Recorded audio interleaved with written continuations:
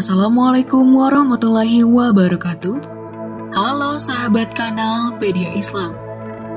Pada tayangan di video kali ini, kita akan membahas tentang Imam Sufyan Ats-Tsauri yang ditampar oleh penuntun unta.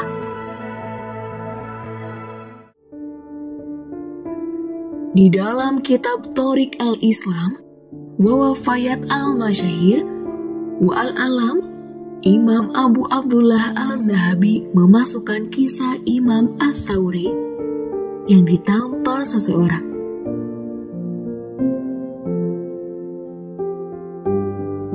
Al-Kisah, Sholih bin Ahmad bin Abdillah al-Iji berkata, "Ayahku bercerita kepadaku. Ia berkata, Sufyan menyewa penuntun unta.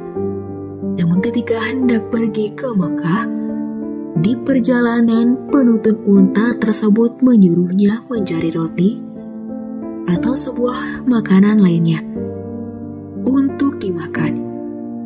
Setelah mencari-cari, Sufyan Ats-Tsauri tidak menemukan roti atau makanan yang baik. Kemudian penuntun unta tersebut menamparnya. Sesampainya di Mekah, si penuntun unta memasuki masjid. Ia melihat banyak orang mengelilingi Sufyan. Kemudian ia bertanya kepada mereka. Mereka lantas menjawab, beliau adalah Sufyan Ats-Tsauri. Ketika orang-orang tersebut bubar, penuntun unta itu menghadap Sufyan Ats-Tsauri dan meminta maaf.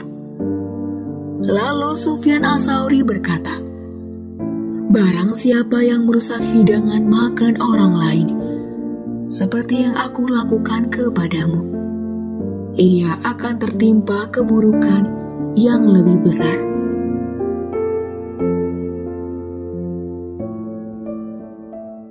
Dan sebenarnya membicarakan para salafus sholih tidak akan ada habisnya. Hikmah yang mereka pancarkan, entah disengaja atau tidak, seumpama lautan yang tak pernah kering. Keteladanan bagi mereka seperti hidangan yang tersaji begitu gampang dan begitu sukar bagi kita. Setiap kali kita membaca kisah-kisah mereka, bibir ini tak kuasa menahan. Begitu saja. Kisah-kisah mereka memang membuat kita takjub sekaligus malu. Takjub karena cara berperilaku mereka yang kadang tidak terpikirkan oleh manusia pada umumnya. Malu karena di waktu yang sama menguliti kebebalan kita sebagai manusia. Imam Sufyan Ats-Tsauri adalah seorang ahli fikih, muhadis, mufassir, dan mujtahid yang mendirikan mazhab Tsauri. Ia banyak meriwayatkan hadis dan memiliki banyak murid, seperti Abdullah bin Mubarak, Abdur Razak As-San'ani, Sufyan bin Uyainah, dan lain sebagainya. Kedudukannya di kalangan ulama sangat tinggi, baik yang sejaman dengannya maupun yang tidak. Hampir semuanya memuji kualitas intelektual dan kesolehannya. Imam Yahya bin Sa'id Al-Qattan mengatakan, Sufyan Ats-Tsauri fauq Malik fi kulli syai'. Sufyan Ats-Tsauri berada di atas Malik bin Anas di segala hal. Imam Az-Zahabi Syiar A'lam Al-Nubala, Beirut, Muassasah Al-Risalah, pada tahun 2001, Juz 7, tahun Hijriah 247.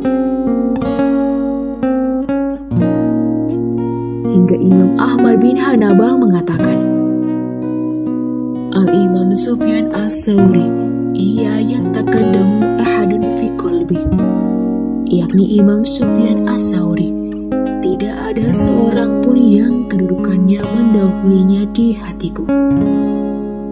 dan masih banyak pujian ulama kepadanya. Imam Sufyan Ats-Tsauri mengakrabkan kita pada keteladanan yang mudah dicerna, keteladanan yang sederhana tapi terlintas pikiran kita.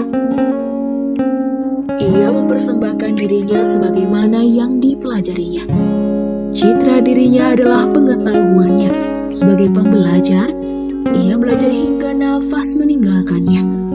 Berpindah dari satu guru ke guru lainnya, mendengar dari satu syekh ke syekh lainnya. Jumlah gurunya sangat banyak. Menurut pendapat yang masyhur, lebih dari 600 syekh.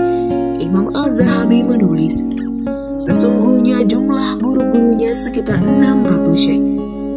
Dan guru-guru utamanya menyampaikan kepadanya, yakni hadis dari Abu Hurairah radhiyallahu anhu, Zarir bin Abdullah, Abdullah bin Anas, dan lain sebagainya. Kisah di atas adalah citra dirinya.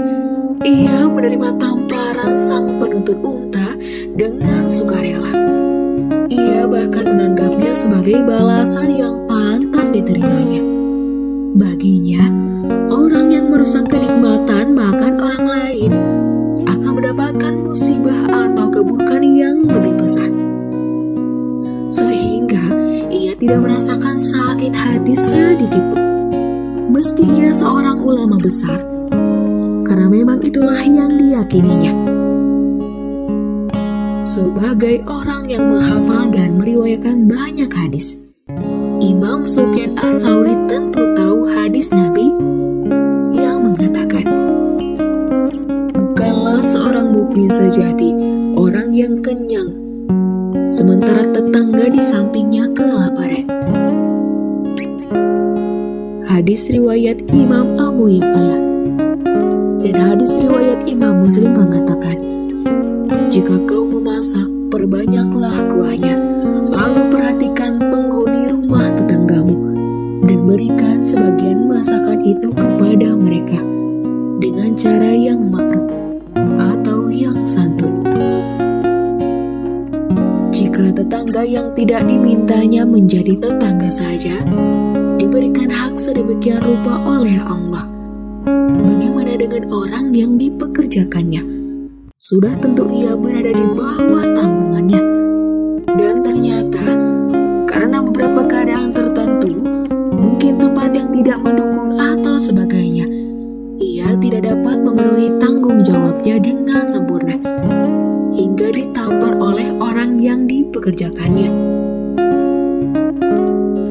Baginya itu adalah hal yang wajar, karena penuntut unta itu memiliki haknya sebagai pekerja. Meski tindakannya terbilang keterlaluan, lebih menarik lagi ketika penuntut unta itu meminta maaf. Imam Sufyan Ats-Tsauri tidak menjawabnya dengan, "Aku memaafkanmu." Tidak. Ia justru merasa tidak berhak dan pantas memberikan maaf. Ia merasa ialah yang lebih membutuhkan maaf karena tidak bisa memberikan makanan yang hak untuk pekerja tersebut. Selama perjalanan ke Mekah, ia menjawab, barang siapa yang merusak hidangan makanan orang lain, seperti yang aku lakukan kepadamu, ia akan tertimpa keburukan yang lebih banyak. Seakan-akan Imam Sufyan Ats-Tsauri hendak mengatakan, akulah yang salah, dan aku layak menerima atau layak menerima tamparan itu. Keluhuran pekerti semacam ini sukar dimengerti umumnya manusia, apalagi mengamalkannya. Dan dalam pandangan sederhana ini, Imam Sufyan Ats-Tsauri telah memenuhi tanggung jawabnya dengan memberikan roti atau sebuah makanan terbaik yang tersedia waktu itu. Tapi rupanya si penuntut unta tidak puas. Bagi orang-orang berjiwa lapang, tanggung jawab baru dianggap tertunaikan jika objeknya merasa puas dan menerima. Tentu ini sulit dan tidak adil bagi orang umum, karena memenuhi kepuasan orang lain tidak mungkin dilakukan tanpa batasan tertentu. lagi jika bertemu dengan orang yang sangat rakus. Kadar kepuasannya sangat sukar untuk dipenuhi. Namun, bagi para nabi dan wali, bukan fair atau tidak fair yang dijadikan standarnya. Karena mereka melakukannya sebagai bentuk pengabdian, hingga nyawa pun tak mereka pedulikan. Orang-orang semacam ini tidak lahir dari ruang hampa. Mereka terdidik oleh ilmu pengetahuan dan tercerahkan oleh keteladanan. Mereka menjumpai guru-guru yang berilmu sekaligus berteladan. Ilmu menjadikan mereka tahu. Teladan menjadikan mereka pengamal ilmu yang sangat baik. Karena itu, salah satu ucapan Imam Sufyan Ats-Tsauri yang paling terkenal adalah, hiasilah ilmu dan hadis dengan diri kalian, dan jangan jadikan ilmu dan hadis penghias diri kalian.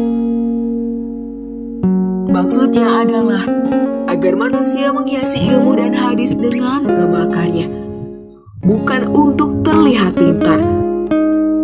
Agar manusia berperilaku dengan ilmu, bukan berperilaku ilmu untuk kemasyhurannya.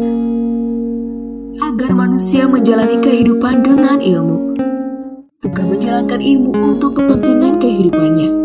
Singkatnya, Imam Sufyan Ats-Tsauri menghendaki manusia melayani ilmu dan tidak menjadikan ilmu dan hadis sebagai pelayannya. Kata kuncinya adalah mengutip perkataan Imam Ibrahim bin Adham. Carilah ilmu untuk diamalkan, karena kebanyakan manusia keliru hingga menjadikan ilmunya setinggi gunung, tetapi amalnya sekecil debu. Imam Abdullah Wahab Al-Sya'rani, Tabaqat Al-Kubra, Kairo, Maktubah Al-Saqafah Al-Diniyah, tahun 2005, Hijriah 129. Dan demikianlah kisah ini kami sampaikan, sebagaimana mestinya ada dalam kisah keteladanan para sahabat Nabi. Terima kasih telah menonton video ini hingga akhir. Semoga pesan yang kami sampaikan dapat bermanfaat. Wassalamualaikum warahmatullahi wabarakatuh.